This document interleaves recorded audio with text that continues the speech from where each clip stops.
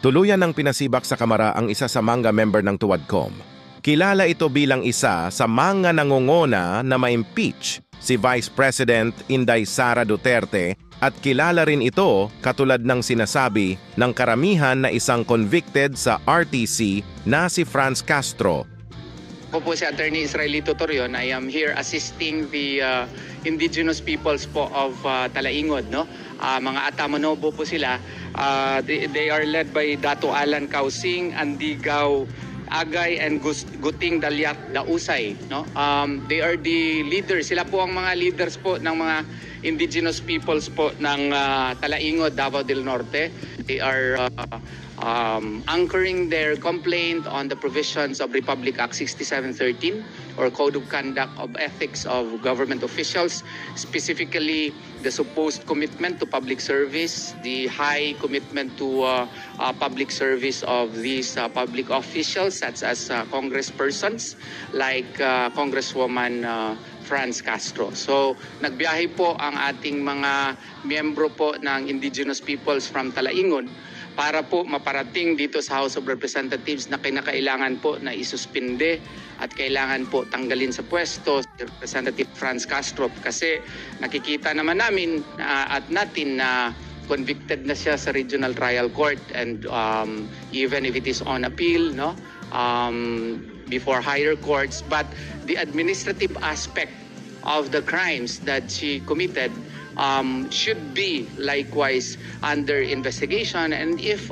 after proper proceedings it is found that she is administratively guilty, then proper penalty such as suspension or if not expulsion from the House of Representatives. Ako po si Dato Malibato Kausing, isang ancestral domain management officer ng ancestral domain ng Atamanobo ng municipality ng Talaingod, Davao del Norte.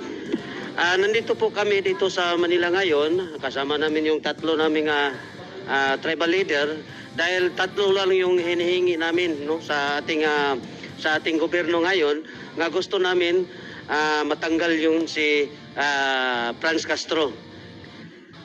Bakit, no? Kasi yung ginawa niya sa amin parang hindi nirespeto yung rights of the IP, no?